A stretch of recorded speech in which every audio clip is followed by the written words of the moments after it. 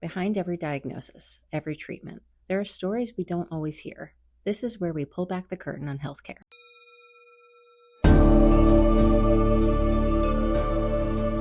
I'm Dr. Rollins, and this is Charted Territory.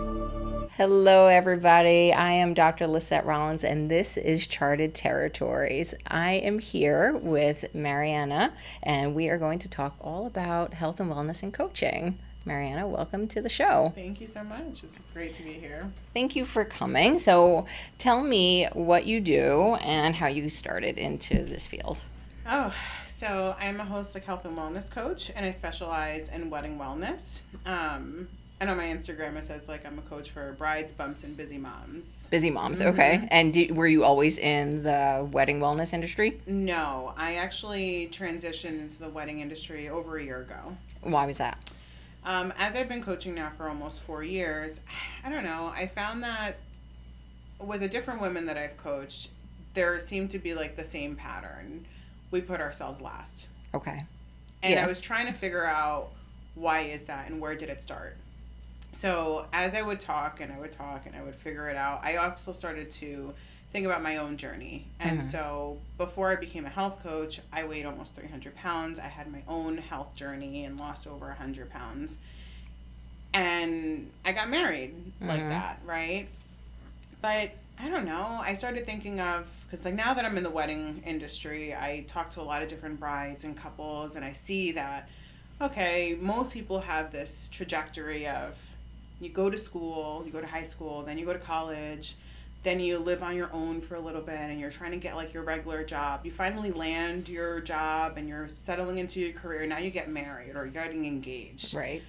And now, so it's if there were any bad habits or things that you're trying to flush out, now you're getting engaged and you're catering to your partner. Is that part of what you do, is creating a game plan for people to eliminate those bad habits that have probably been created over decades, right? Yeah, that's why I went backwards, because I said if I could help women or couples, and I work with a lot of couples, figure out that foundational health stuff, a lot of the times, a lot of people are getting a lot of takeout or just, life is life. And I get takeout, so it's not like I'm exempt from it, right? I'm not saying that it's good or bad, but I don't know. I just really feel and I don't want to call things bad habits, because there's not a good or a bad. It's just what is sometimes. Right.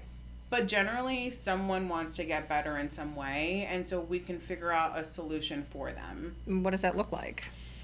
For an engaged couple, for example, I've been working with one couple now for over a year. They're getting married in less than 30 days, so it's really exciting. This is exciting. This okay. is really exciting. So you've really been with them I've really been with them since last May. Okay, so a big part of their journey. Big part of their journey, right when they first started kind of planning and going to bridal shows.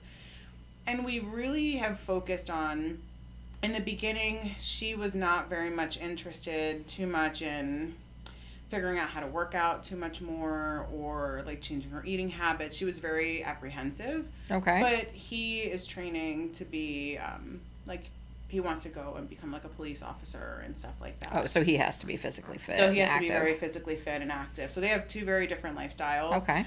But they both want to show up for each other. They want to support each other, not police each other. Okay. Right? They want to support each other. They want each other to have their own goals, but they want to be that anchor system. That's nice. And that's what I find with my couples, which feels very different than when I'm working with the brides.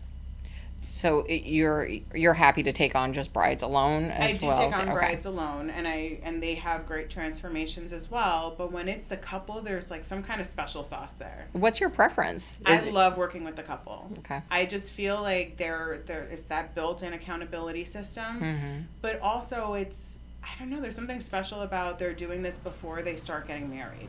So they're having conversations that most people aren't having, Right. About the wellness and how to take care of yourself and what does taking care of yourself look like. And, most people think, oh, okay, I just want to lose 15, 20 pounds or 50 pounds if they're overweight. But what does that really mean? How do you break that down? Is it meal planning? Is it what does work look like? And that's, I think, to me, why I love health coaching so much, because it's not necessarily a weight loss program. So what you're doing is not weight loss coaching. No, but I mean, and goals towards getting to that point. Yeah, Okay. absolutely. Most people come to me and they do want to lose some form Mm-hmm. of weight, but I don't know. I just feel like throughout their journeys, they're creating things that most people would be like, "Wow, really? That's what you're working on right now?" But it's like, how important is it to you if you could have figured out within your first year of marriage to prep your meals the night before? Oh yeah, it would have. We had an infant pretty soon after we got married. Mm-hmm. It was interesting at most. There was a lot of unchecked ADHD running around the house. So like living together. Mm-hmm. At first, not really having a ton of help around. We didn't have a ton of family that would help us with the baby, and both of us being in school and working. It was a lot. It was a lot. I gained a ton of weight after my first pregnancy, and it was a massive struggle to get the weight back off because I just didn't have the support structure, the system in place in order to know that you can't eat strawberries every single day. And that's it. You can't, strawberries are healthy, but not only strawberries, but that was what my life looked like, and it was a mess. I had created an ulcer. That's how I was very sick. So, yeah, I get it. So tell me about your own journey. Like, what did you do before you were a health coach? So I'm a professional musician. Cool. I'm a singer. Very nice. And I went to school for music for my bachelor's. I studied in Italy for like a whole summer. Actually, opera studies was like what I did. And I loved it. It was great. And I still sing professionally. So it's something that's still very much a part of me. And I think it definitely weaves into what I do as a health coach. How and so? I'll kind of, well, in a sense, you always work up to the performance. And as I work with brides and couples, they're working up to a really big event. And if I'm working with a busy professional, they're working up to some kind of deadline or, deadline or whatever is going on in their business. There's always something that most people are working towards. So being a performer, it's kind of taught me that there is a ramp up to what you do, and there has to be a system and a practice schedule. And as a singer, what I put into my body really matters, especially like right before a performance. I can't have a lot of dairy. I want to make sure that I'm eating whole foods, because then my voice actually travels better and it performs better when I'm eating certain things. And so I discovered a lot more of that once I became a health coach. But before, my one voice teacher, when I did my senior recital, she made sure I had like fruits in between like the sets, in a sense. Oh, okay. And like grapes and cantaloupes and things that aren't acidic, to like any kind of fruit that's high in water, like watermelon, grapes, cantaloupe, or it just moisturizes and helps you hydrate. you got yourself lubricated from the inside. From the inside. That's awesome. And so hydration has always been a huge thing for me. But yeah, you always have a big jug of water with you. Every time always have. Actually, yes, like literally right here. there. Yeah. Even though I'm drinking coffee, the water's not far behind. Coffee's life. But yeah, so I was a professional singer, still am. Actually, last year I was the lead in The Hunchback of Notre Dame. I was Esmeralda, and that was a lot of fun. I know, I saw you. You were amazing. It was a lot of fun. But you told me you were a professional singer, and I'm like, oh, that's great. As if it was the first time. I knew you this. I knew you did that. But yeah. like, I think it surprises a lot of people. Yeah. They don't expect that to be like one of the things that I do. But you don't meet too many professional opera singers, just true. walking around in the world. You're very unique. I guess. Thank you. You are. Like, yeah, whatever. You to say thank you, right? Yeah. Yeah, well, that is part of it, right? And that part of life, learning how to accept the compliments, Yeah, accept it. it's yeah, hard. You are an amazing singer. You are so good at what you do. Thank you. I took a bunch of bros to your You show, totally and they did, were and like, it was the best. "Wow!" Yeah, and that was actually a really good show for that, because it was, I don't know, that show was fantastic, and I loved every second of it. But if I wasn't a health coach, I don't know if I would have survived being a mom, being a business owner, and being a professional singer, and also like being a wife and like still all the other pieces of my life, right? And so I think that's just a testament of like what I do and why I do it, right? Because I have a hobby that is extremely demanding. And if I don't do it right, there will be a massive burnout at the end. Right. Because you said that ramping up always happens right before the performance. And what a lot of people don't plan for is the after, which is what I'm talking about a lot about with my couples and my brides. Like, okay, you're planning for this big day, but what are you planning after the big day? Right. What does the routine in your head might look like? Like, let's start talking about that, because now all of a sudden you've been planning. I mean, the average person that's planning a wedding now, 18 months to over 2 years. 2 years? 2 years they're planning for their wedding. No. 2 years. I mean, that's fine. That's what you want to do. Like, I'm totally okay with it, right? And I will support you in every way possible. Great. I think a lot of it is finances. They're budgeting for the wedding. They're paying for it on their own. Stuff is not cheap. Getting married can be very expensive. It is very expensive. And so I think most people go in, they do a couple of bridal shows, they walk around, and they're like, getting quotes, and they're like, how the hell are we going to afford this? Right, so you have to have a very long engagement. So most of them are having the very long engagements to be able to pay for the wedding and not be in a ton of debt. That makes sense. Yes, I'm a professional singer. How does it relate to what I currently do? And I just think that most people have to learn a little bit better on how do we show up for ourselves in moments of high demand and high stress. I do want to touch on, you said the after effect. Yes. You know, in my own practice, you know, I do a lot of exercising with people. I don't necessarily attract people who have, I want to get fit for a vacation I have in 2 months. That's not what I attract. That's just, and that's not what I attract either as a health coach. I feel like you and I are on the same page with that, because it's, what are you doing after that vacation? What are you doing after the wedding? Yeah. Are these habits that you've now created for however many months, weeks or months, are they going to stick? And that's really that's where the magic happens afterwards. I completely agree, because one of the questions I've been asking a lot of my couples is, what is an ordinary Tuesday going to look like 6 months from now?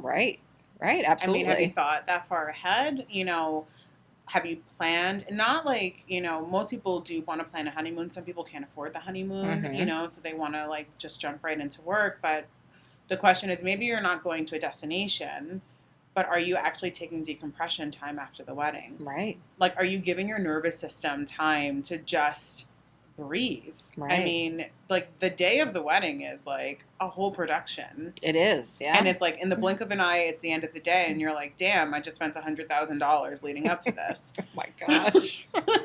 And it's, you know, and so thank God they record it. They take a lot of pictures. They have something tangible they can look at, but that's all leading up to one day. So one of the things I really focus on with my clients leading up to it is, your wedding is not one day. Your wedding is the culmination of your entire engagement.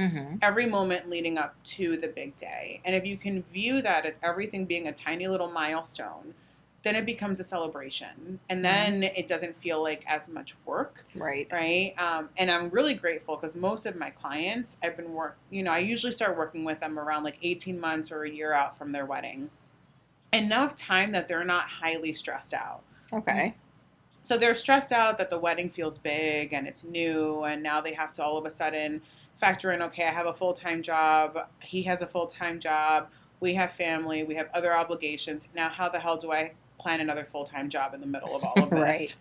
And so we're able to take a step back and say, okay, the wedding is a thing. What do you want? How do you want to feel during this time? What do you want to do? That's kind of like some of the work I do leading up. And we build foundational things, like probably the most unsexy things. How much time are you spending sleeping? You know, are you hydrating? Are you moving? But those are really important things. They're really they may important not be things, sexy, but they're important. They're not sexy to some people. Right. It's not like, oh, I'm going to fit into this like really sexy bikini or something like that. Right? That's fun too. That's fun too. But you're not going to get there without the sleep, and the hydration and the proper nutrition. Agree. And so those are some of the things like for example, I have a couple of couples right now that are getting married in the next couple of months. Mm-hmm. And so a lot of our work in the beginning was just foundational stuff. Now that is so ingrained, like taking a break in the middle of the workday, getting up every, like one client works from home and she has a highly, highly stressful job. Mm. You can't change the stress of the job, but you No. can change how you react to it in Right. the moment. So you're not just focusing on what food these people No, are eating. no, You it's- really are just... Food is one sliver, honestly. Okay. Like, it's for most people, it's a big portion. Mm-hmm. But honestly, like the relationship is part of it. Their job is a part of it. Their home environment, home cooking, that might be part of nutrition. But if they're not cooking a lot or they don't like to cook, Mhm. what are the solutions that they have for themselves? Right. Movement is a piece. I mean, do they like just being out in nature and not Mhm. being stuck inside? There's so many different things. Nutrition is a big one that I'm good at because I lost over 100 pounds. Right. And I've been trained by like different dietitians and stuff like that. But that's the ramp up that I generally have like to the wedding. But it's so important to talk about that after effect. You know, like after the wedding is over, Mhm. now they have to focus on their marriage. yeah. And a lot of that can fall through the cracks Mhm. if they really don't have a great support system in Yeah. place. So do you focus on, because I know I've had a coaching call with you and it Mhm. was incredibly helpful. It was, it sort of felt like, Lisette, you know these things. You just needed somebody else to kick you in the pants and tell you these things. And you Mhm. did it gently, but you did it in a way that was like, all right, stop playing around, Lisette. Be good to yourself. And I actually started meal prepping. That's amazing. Because someone like me, if I didn't have anybody, to cook for last night when I got home from Mhm. work, nobody was home. Mhm. I was like looking at the box of cereal. I was like, Mhm. it's protein cereal. Protein, the magic word. We're going to talk about that. But I was like, all right, are you really going to do this to yourself? Right? I mean, you're going to eat cereal Mhm. for dinner, or do you deserve more than that? Mhm. So I made a different option. But that's really, that was born of my coaching call with you, that I learned to take better care of myself in those moments where if it's just me, I'm definitely going to put myself last, which is how we Mhm. started. Yeah. Yeah. I mean, I think everything you just said is exactly why I coach. Mhm. Because I think it's so important. I believe that every client is the expert in their lives. Right. I believe you know exactly what you need to be doing. Sometimes, have you ever heard the analogy like when you wear glasses, sometimes you're just too close to see them dirty? Mm-hmm. That's how I feel about most people. We're just too close to our own problem. But when you can take a step back or look at a bird's eye view, Mhm. you run your own business, Right. right? And so when you are in it as an operator and doing the things, you're in a different mindset. But when you have to step out and be in like CEO mode, you have to take a look at everything from like a managerial standpoint, right? Yeah. And see, okay, where's the bottlenecks? What's going on here? This seems like I might need to tweak it a little bit. Let's see what happens with that. Let me revisit this in a month and see Mhm. how everything kind of settles down. Right. It's the same thing with coaching. I'm able to take that bird's eye look on someone else's life. They know what they want their lives to look like. They Yeah. have an idea, they just can't see how to get there. Or they can't see sometimes the most simple little tiny shift. I remember I was talking with someone a couple of months ago, and it was like one of our calls, right? We had a strategy session. It was like one of the promotions that I was running. And one of her big things was that she loves to work out in the morning. Okay. Like first thing in the morning, but her trainer has her doing like an hour circuit. Okay. And she just doesn't have the time. She didn't have the time back then. And so she was doing it when she came home, and she was getting resentful and mad because like she just didn't like working out at night. I don't blame her. So we Yeah. revisited the idea. And I said, can I just offer a suggestion or maybe a different lens of like how to look at it? Because she just couldn't see it. I'm like, what if you just worked out for like 20 minutes? Mm-hmm. And she's like, what? Wait, I could do that? And I'm like, well, take your workout. Is there 3 sets? Just do one set, like Right. one round of whatever it is that you have to do, and see how you feel. If really time is of the essence, then don't do the rest. But if Right. you're in your workout and you're feeling really good, And she's like, and more often than not, she would always finish her workout because she just felt great. But in her mindset, she just needed to tell herself she needed 15, 20 minutes instead of 45 minutes to an hour. Right. It makes a big difference. And it's the same thing like when we were talking about like the food stuff, right? Mm-hmm. You're like, I know I should be doing this. But, you know, it was so simple. Like, you have a freezer. Why don't you bring stuff and like put it in there and it's here? And it was just like, it's that out of the box thinking. Sometimes you just need somebody else on the outside to tell you where you're lacking and where you could be doing better. And I think I come like when we were talking, I know you now. Mm-hmm. Like I've known you for a while, so it was easy for me to be like, "Hey, yeah, I can talk capable. A little bit more candidly and not be like, you know, tiptoe and be like, come on, like this is my podcast. Talk as candidly as you'd like." But I think it became like, you know, for us, I knew you. I don't think that might have been the conversation I would have had with a new client. I'm still building trust, right? I'm still learning who they are. Some clients are coming with a background of they've tried everything and nothing works. Right. So I have to let the client lead. And then when something isn't quite working after a little bit of time, then I can offer a suggestion or maybe taking a look at a different lens. Or I feel like it's very different when I'm in a coaching setting, when we're working together on goals for a long period of time. Right. Versus if I'm having a strategy session with someone where they're coming in, they're wanting to see, you know, where can I make some changes? This is what's going on. Then that's more of like a working call. We're kind of bouncing ideas off of each other. That's the understanding. So there's like multiple like things that I can work within as a health coach, you know, with someone, which is nice.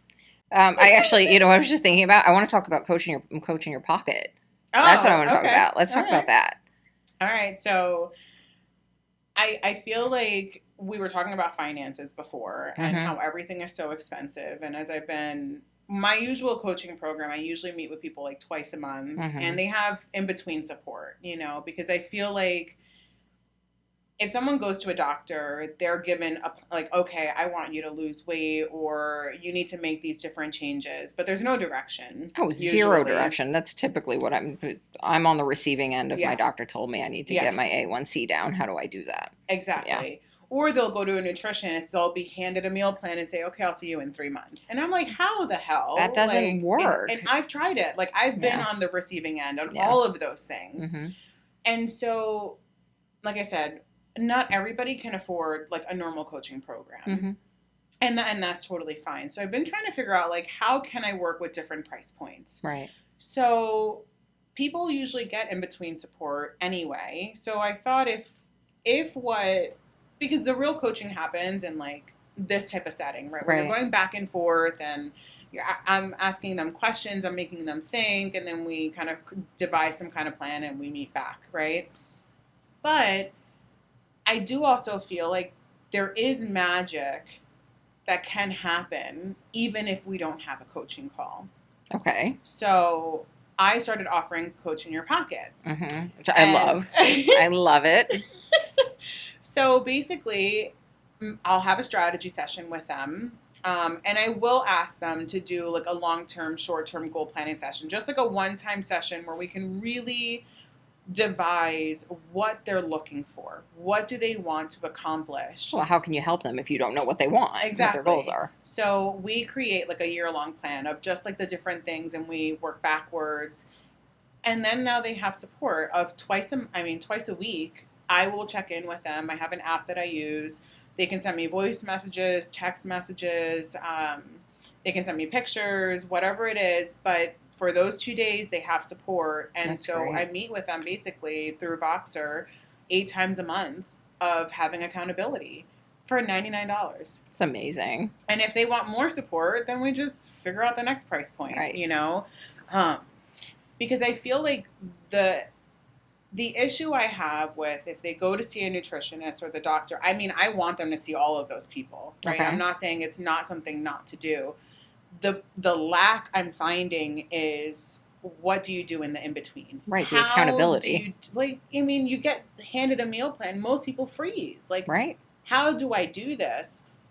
So instead of saying, like, the meal plan is what you have to do right now, well, why don't we work up to it? Right. You know, most people can work up to it, make a change or two, and say, this is the ultimate goal. Let's get here.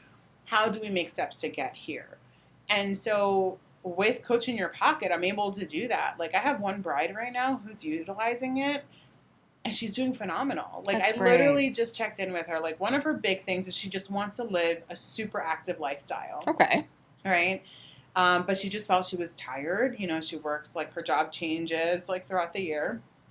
And she just went camping. She went on the ropes course. Oh, cool. And she wanted to go for a run, but she's like, my body hurts.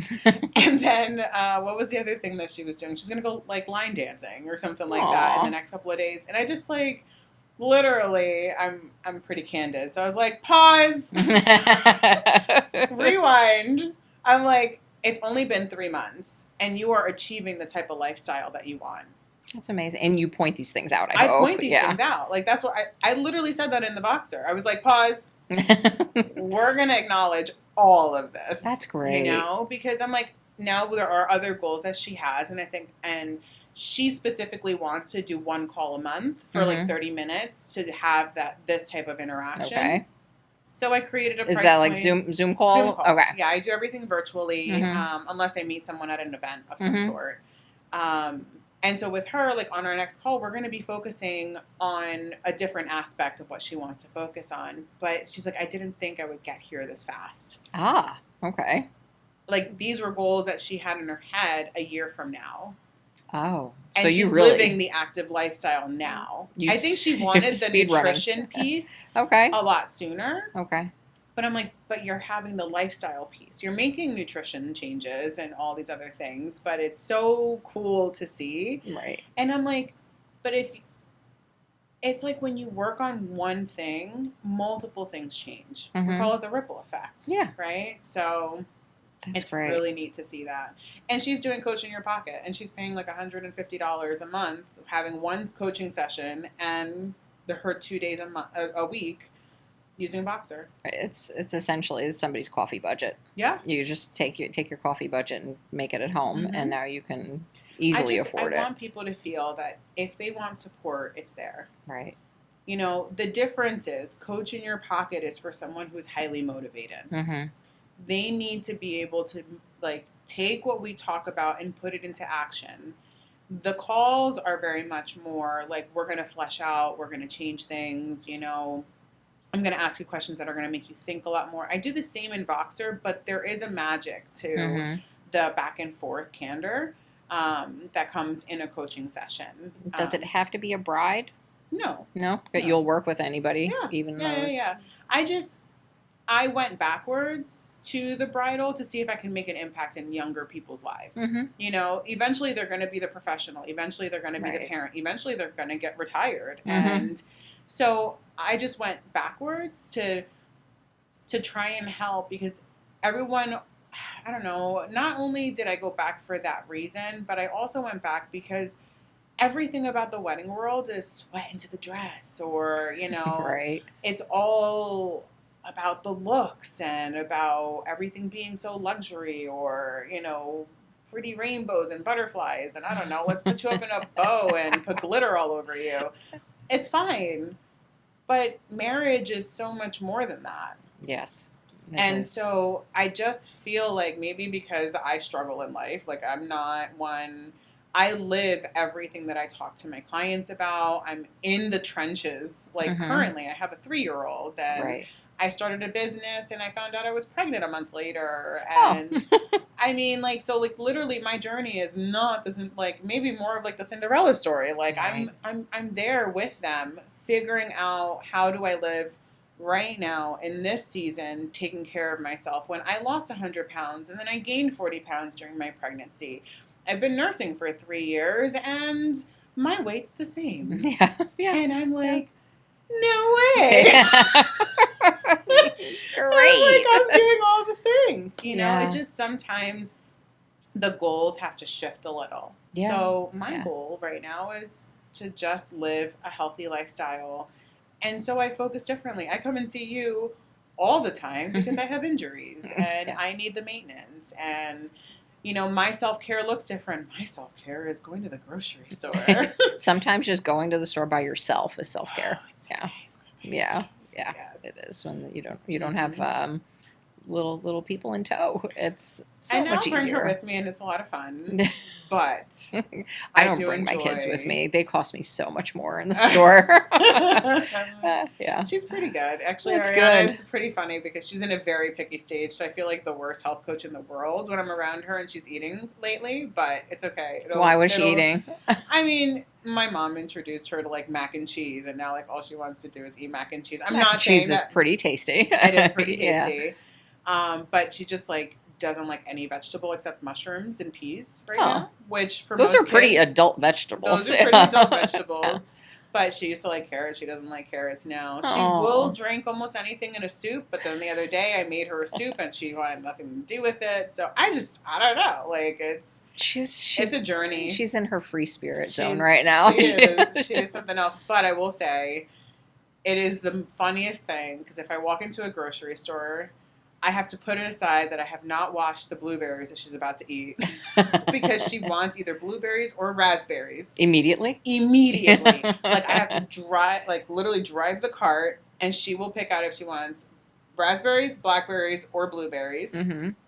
And I open them up, and she will literally eat that whole pint in the grocery store. What do you do? Just take the empty carton up Yes, to the front and pay I for do. it? I do. And they're like, "Are you aware there's like nothing in here?" And I was like, No, "It's all inside her here. belly." Yeah. I'm just paying for it. Yeah. I'm like, "Did you want a quiet child while I was shopping today in the store?" There you go. That's You're amazing. welcome. That's fantastic. I mean, you see her all the time. That's why I'm able to She's- come here. she's She is amazing. her She's so own fun. little. She's a little fire pit. So you were talking about that she has her likes and dislikes. On that same vein, do you have people that have food aversions that you deal with? Oh yeah. How do you manage that? Honestly, we have a session where I find out what I go through every vegetable, every protein, every condiment, every spice, everything that they like, don't like, would try, might try, never wants to touch if like Hiroshima bombed the earth and that was all that was left.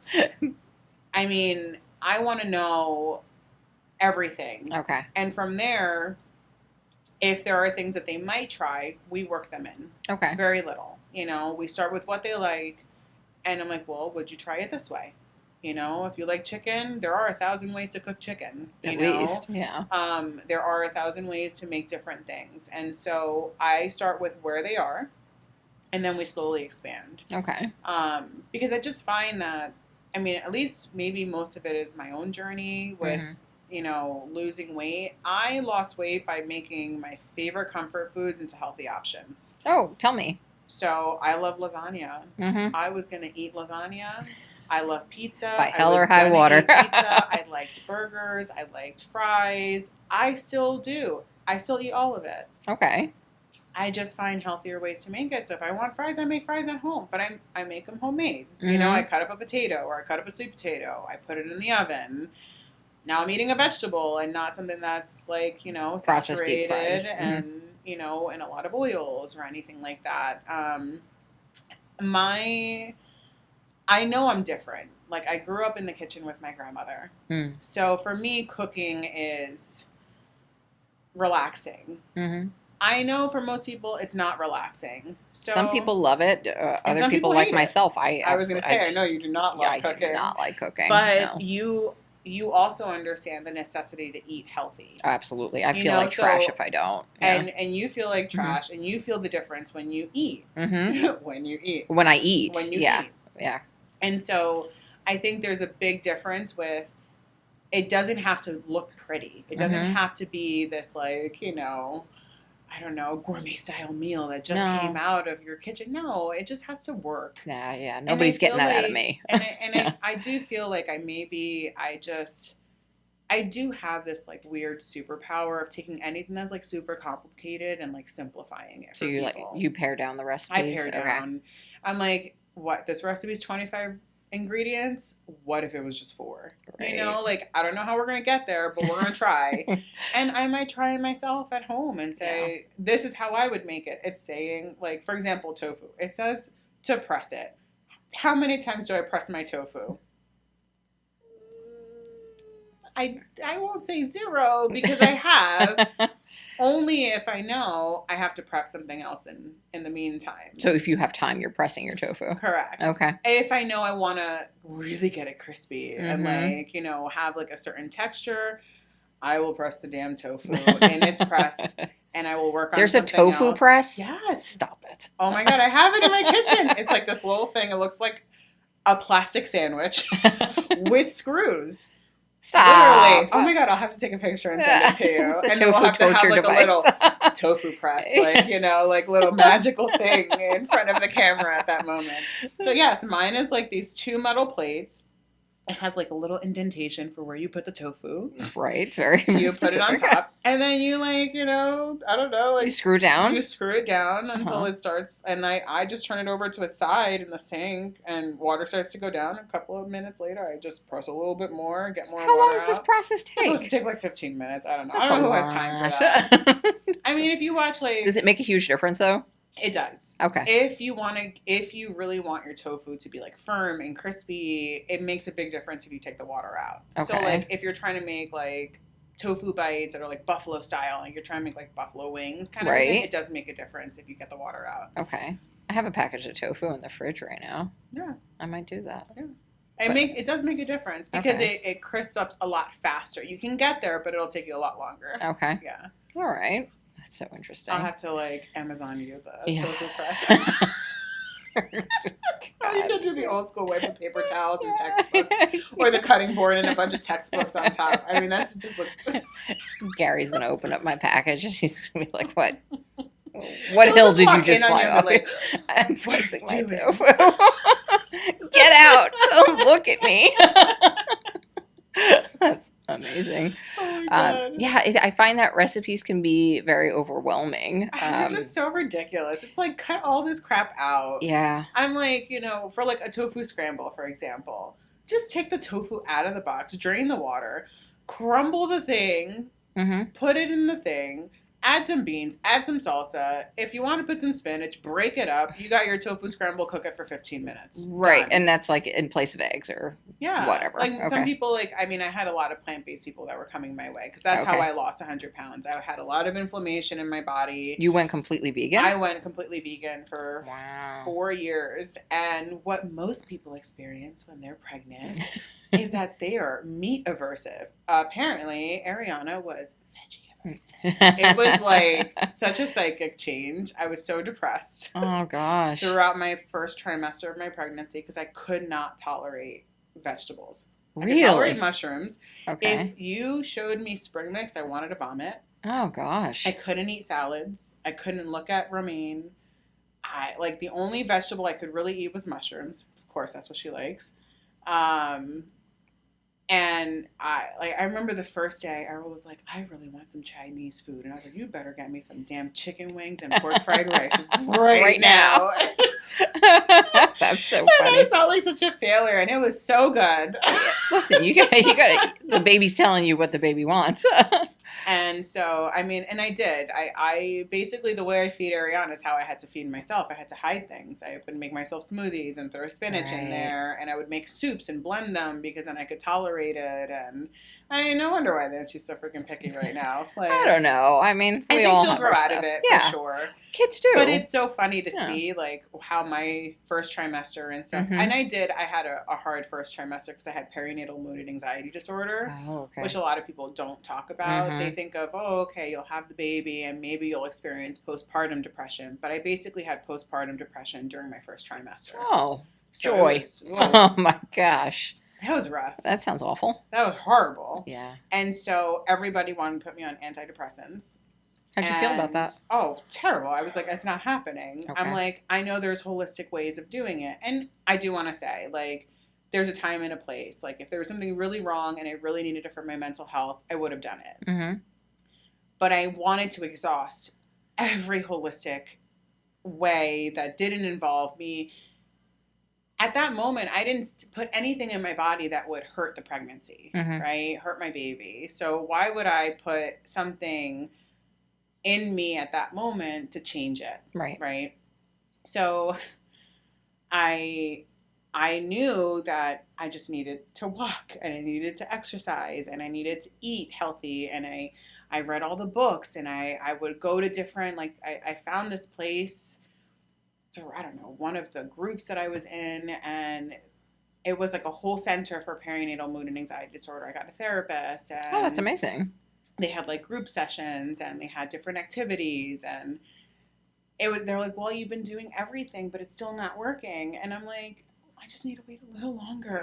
And I will tell you, it was like I got out of my second trimester after just forcing myself to get out, do my walks, do my exercise, eat healthy, do I all of a sudden woke up in my third trimester and I was like, I could be pregnant for another year. Hormones mess you up. They do. My hormones are screwed. Like I have very big swings. Okay. So You still notice this after I still even? notice Yeah. it. And I'm still nursing. So I think like part of me doesn't want to stop nursing because when I start to slow down, those hormone swings are rough. Okay. So I just don't quite understand hormones yet. I will understand them a little bit more at some point. But I don't want to mess with it right now. It's not like, this day. It's not this day. Like things are going good. We got way too much going on right now. No, I don't want to play around with Please that. stop. So, I mean, I was grateful. And even like towards the end of my pregnancy, when I finally, had Ariana, like I had a completely natural delivery, no medications, no epidural, like no pain meds, Mhm. nothing. And it was fantastic. Like it That's was great. exactly It's what you I wanted? wanted. Good. Mm-hmm. That's great. Yeah. Yeah. So you gave birth at a hospital? I did, but I did Okay. have a midwife. Nice. So everything was very much like in line with what I like. You knew the midwife in advance? I had started seeing her only a couple of months before I found out I was pregnant. Nice. I knew I wanted a midwife. I wanted someone that was going to be a little bit more there, Yeah, I think midwives are fantastic. I think My current, everybody should have one. person is a different midwife, and I absolutely love seeing her. I'm actually going to see her tomorrow. Oh, nice. Vaginal health is very important. It is, yes. And it's, right now what I think I'm battling is I'm not sure if I have endometriosis. Oh, for real? Yeah, that's what we're trying to narrow down. So that's like a little bit of what we're talking about tomorrow, Okay. which could explain the crazy like hormonal shifts Yeah, the mood sometimes. swings. Absolutely. So plug for maybe if we have another conversation about this. And that's Wow. why I think like sometimes people just don't, I don't know, like health just looks different in a different person. But I think you're primed and placed in such a great position where typically people are getting married when they're younger, Mm-hmm. but they don't really have a grasp on their health and what they're looking like. And so, but you have these years of experience, your own personal experience and the experience in this industry to guide people towards like other healthcare providers that can actually like give them an answer and help them, with those hormonal shifts while you help them with the rest. Well, at the beginning you asked me a question of like, why did I become a health coach? And, we talked a little bit about like, first I was a musician. And at the time before I made the career shift into health and wellness, I actually was going to music therapy school to become a music therapist. Okay. So I was going for my post-bachelorette and my master's. I completed 2 years. So I think I only needed a year or two more to complete it. But something wasn't feeling right. It didn't sit with you? I was doing fantastic in their program. I had like straight A's and everything. Like everybody told me I was really good at it. But just something, I don't know, again felt like I wouldn't be able to impact lives the way I wanted to. Okay. Right? Like, I guess in a sense I found myself in a similar career where, music therapy was really trying to make its way and how it's different than regular therapy and stuff like that. So it's a lot of advocacy and like, why are we here? And this is why we deserve to be in the room. Well, I became a health coach and it's the same conversation. The same thing. Yeah. It's the same conversation, but I do feel like I'm able to make a different type of impact because it's more of that, how do we get there? How are the foundational health? Therapy is very different. Like this is what I usually, when people ask me what I do and how I do it, and I'll get back to why I'm doing it, but when people ask me what is health coaching, I usually compare it between nutritionists and therapy. Mm-hmm. Therapy focuses on those really deep-rooted issues that we might have when we can't figure out why we're kind of stuck in the same cyclical cycle, Mm-hmm. right? Sometimes they're not aware of it. And in health coaching, I might have to refer out and say, we've been working at this, goal, and for some reason there's something else here blocking it. Right. And I believe that either working together with a therapist and with myself, we can figure it out. But some of that the therapy works on the past. Mm-hmm. Nutritionists are great because they focus on the food plans and, if you have chronic illnesses, like what you really need to pinpoint on like what to do with your food. They give you the plan. Health coaching is future focused. Mm-hmm. And I think that's what makes it so exciting for me. Therapy, to me, focused on a little, and it's not always dark, but a lot of the times a little bit darker. Mm-hmm. Health coaching doesn't feel the same to me because I get to help people envision the lives that they want, and we figure out an action plan to get there. So it's future focused, but we're starting in the present. You're paving somebody's road for them. And so for me, that's like really exciting. Yeah, that is exciting. Yeah. It's like, and this is where it translates to music. It's like when I would get handed a sheet of music and say, okay, learn this opera score. Well, there was a composer, Mm-hmm. there was a poet, there was a time period that they lived in of some sort. And so I would have to do all of this like discernment and research and understanding even before I even looked at the music, right? And then it was learning the music and understanding, well, what was the analysis of the actual chord structures, and if it was written in another language, understanding the language. And then that's separate from just singing it. Right. Right? So there's this whole thing that happens, and that's what, to me, health coaching is. I get to study you. That's awesome. Right? I You get to be study super you. nosy. Oh, yes. I'm going to study you, all your likes, all your dislikes, what your family style is like, because all of those inform the decisions that you make. Absolutely. Yeah. And then we get to create the masterpiece that you want. Right? So I was in music therapy school, and I loved it, but there was something missing. Mm-hmm. So I paused. And do you think you'll ever go back to it? I'm not sure. Mm-hmm. I thought about it, Mm-hmm. but I really love what I'm doing right now. Mm-hmm. And I feel like, in a sense, it's similar, just without the music. Right. And maybe there's a way of it'll intertwine, but maybe it just won't be music therapy. Okay. But I was at music therapy school, and I was at my heaviest back then. And I remember I had this like super nasty flare up of like plantar fasciitis. I couldn't walk. Like, every campus is like super big. Right. Like 300 pounds, hobbling everywhere, struggling. Oh, like awful. Currently, right? Yeah. Like I have that foot problem right now. So it's not like it's not something that's been around for a long time.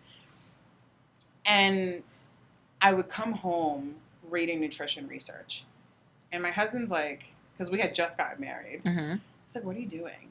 And I'm like, well, I need to figure it out. And he goes, what do you need to figure out? I'm like, look, like, I was just helping my grandmother sort out all of her medications. Like, she's on a lot of medication, and I went into the kitchen and I was helping my mom or something, and she pulled out a Ziploc bag of medication, and my dad came down the stairs and he had a flare-up of gout. And then I saw myself in the mirror, and I was close to 300 pounds, and I was only 29 years old. Right? And I'm like, okay, pause. Right. What am I missing here? Okay. Right? From what I understood, we lived a healthy lifestyle. My grandmother lived with us, so she made every meal pretty much homemade, unless she was like Sandra Lee, Right. semi-homemade. Semi-homemade, yeah. And not a lot of people would get that reference. I do. I know you do. And I just knew that we were missing a piece of information. Mm-hmm. I didn't know what that was. And like I said, at the time I was going to music therapy school. So I would go to raid the library at Montclair, Mm-hmm. and I would find nutrition research. And I would come home and I would read it. And my husband's like, what are you doing? And I'm like, I need to figure this out. I'm like, I've gone to doctors. I've gone to nutritionists. Like, I get the same thing told to me, and I don't understand how to piece it together. And he's like, look, like, you want to read nutrition research? That's fine. But you kind of are studying music therapy. Like, that might be the thing you might want to read if you're studying music therapy. And I was like, you're not wrong. Focus. But I don't know. And he's like, listen, I support you 100%. If you want to finish your music therapy degree, finish it. If you want to, like, focus on this. And I'm like, look, I'm not going to make any decisions right now. So I at least just paused my music therapy. And I waited a couple of years before I did anything. And that's what really allowed me to focus on my health journey. It took me 4 years to lose 100 pounds because it was so hard. Yeah. It was so hard. I come from a Puerto Rican family. We love our meats. Mm-hmm. We love, like, rice and potato salad. I mean, all the good things of life. Yeah, it's all delicious. I worked in pizzerias my entire life, so I know me a good pizza. Yeah. I'm like the most Spanish Italian person you will ever meet because I worked in so many Italian restaurants. I know how to cook all the food. So, I don't know. It just, something wasn't fitting. And I remember the first year I lost 25 pounds. 25 pounds was such a struggle because I could get on board, right? And I was trying to be plant-based. And I could, like, put down the meat or the cheese or whatever it was that I was trying to figure out. I could put it down for a period of time. And I feel like this is, like, 90% of the diets that are out there nowadays, right? It has to be sustainable. People will go on a diet and they can do it for like 30, maybe 60 days, maybe even 90 days. That's asking for a lot. Though. And that's asking for a lot. Most of the time it's 30 days. Yeah. And then shit hits the fan. Ooh, I don't know if I can curse. You can curse. Shit hits the fan. And then they're like, they just go opposite. And that's what was happening with me. It felt like I was on this constant, like, binge health. I gotta get back. And I couldn't figure it out. It was like, maybe I was unhealthy before, but I felt the most unhealthy as I was trying to get healthy. Because it's like now I was aware that there was a problem and my body did not want the solution. Yeah, it was the like resistance all happens. of the family obligations. Like I would do fine. We would like, me and my husband, we were doing it together. Maybe that's why I like working with couples as much as I do, because I understand what it's like to have someone be on your team. And I also understand what it's like when that same person is on a different wavelength. Right. So we would try things together. We would go on runs. We would, live a super healthy lifestyle. And then wham, I got into a car accident. I got rear-ended. And all the running had to stop. And that's when I really, I couldn't do all the physical things that I was doing, which I loved. I never would have thought I would have liked running ever. But I loved it. It's like something about it I loved. And so then I really had to focus on nutrition because my physical body was hurting all of the time. I did the epidurals. I had to do the facet injections. I went through the lawsuit. And it was such a grueling process that all I could focus on was the food. So I ask my clients a lot of the time, like, what is the thing that's going to help you stay accountable to yourself? Because I'm here helping you, but what's going to happen the day I'm not here? Right?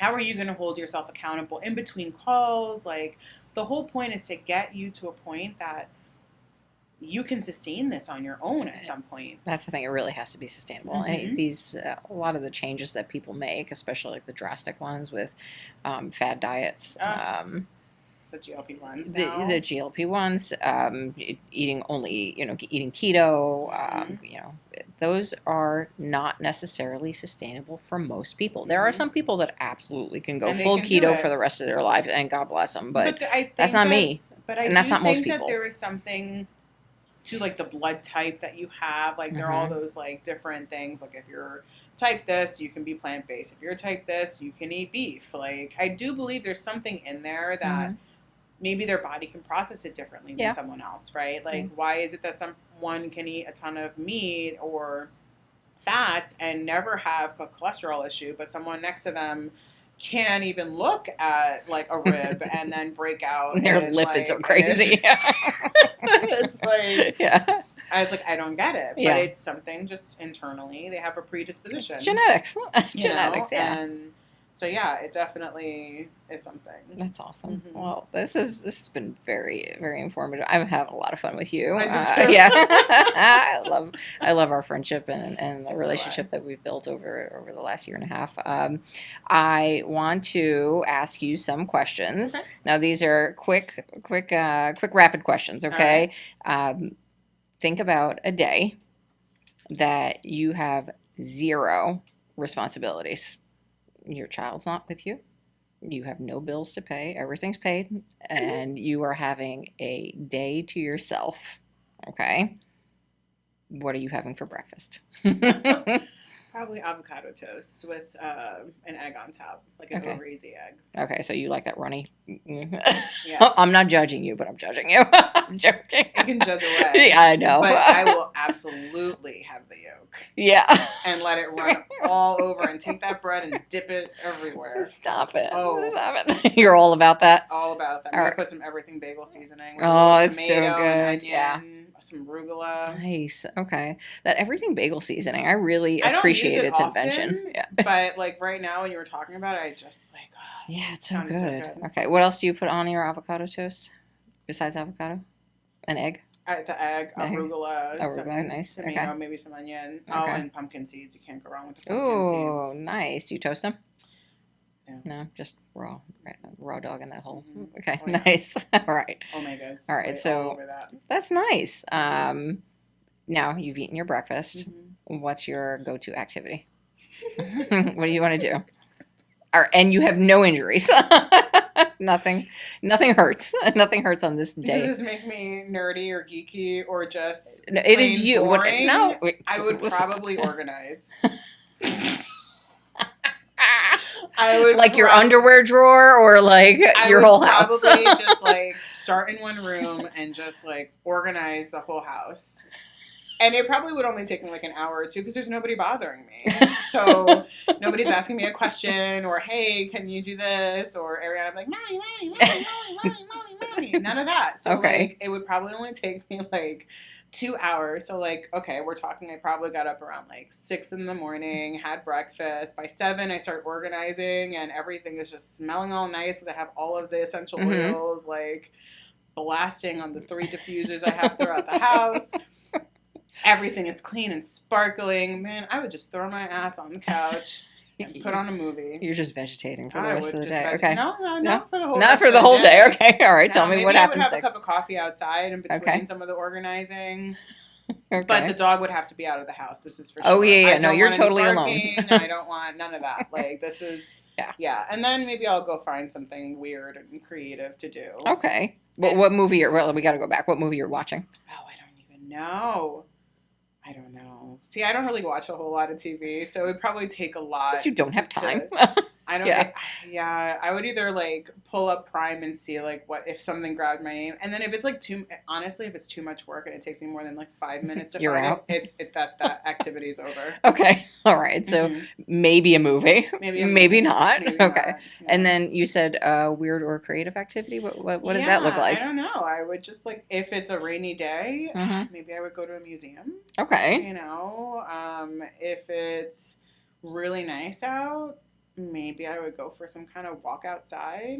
Or Nice. I would pick some like artsy town and like walk up and down their main street and see like what grabs my attention. Maybe That's that means cool. going into like a thrift store and just Mhm. having like a find of some Nice. sort, or yeah, there wouldn't be like an agenda. I love That's that. for sure. Okay. Like it would be like, okay, I had breakfast, I did my organizing, so that is out of the way. And yeah, it would just Okay. be like, because I think I had a day like this. Like I had to drop off Ariana once at my mom's house, and I drove to Clinton, Mm-hmm. and I had never been to their museums, but I was just gonna grab a cup of coffee. And I was like, I had like a B&I date or something like that. Oh, okay. And I met with someone, I had a cup of coffee, and I had some time. She was at my mom's house. And the museum was like right there. So you and just I was popped in? like, why not? That's and then I awesome. found out it was like $5. That's even And I better. spent like a couple of hours there, like looking at all the things and got all like my creative juices. Like, That's awesome.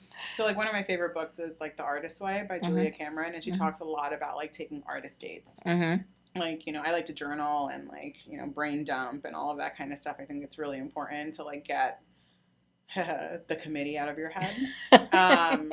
And so if you do that, you have to be able to bring the creative in. Right. You have to be able to bring the connection in. And so that's just doing things that are by yourself. Right. And Something that just is fun. That's awesome. All right. I'm loving your day so far. I might tag along. Yeah. And then what are we eating for dinner? Ooh, what are we eating for dinner? Probably lasagna. With a nice salad. That's all right. With a lot of extra and we beef come and full ricotta. circle. Okay. I mean, if I'm not cooking it, I don't know what gluten-free lasagna I could find that was just that easy, but this is your magical world, so it exists. It exists. It exists, and it's amazing. Eat lasagna. Okay, With extra it's beef and I'm gonna call it giant tastier. salad. It's tastier than full gluten Yes. lasagna. I think it's delicious, even if it had regular gluten. I mean, it would just be really good. Awesome. And then what's for dessert? Probably ice cream. What flavor? Chocolate peanut butter with some vanilla. Heck yeah. Mhm. Heck yeah. Do you do any toppings? Jimmy's? Just Whipped cream? Nothing? Just unadulterated chocolate peanut Yeah. butter ice cream? I just had that yesterday and it was delicious. Oh, heck yeah. Heck yeah. Was it dairy-free ice cream or no? Nope. Full Full on? thing. If I'm gonna eat it, it's gonna be the real deal.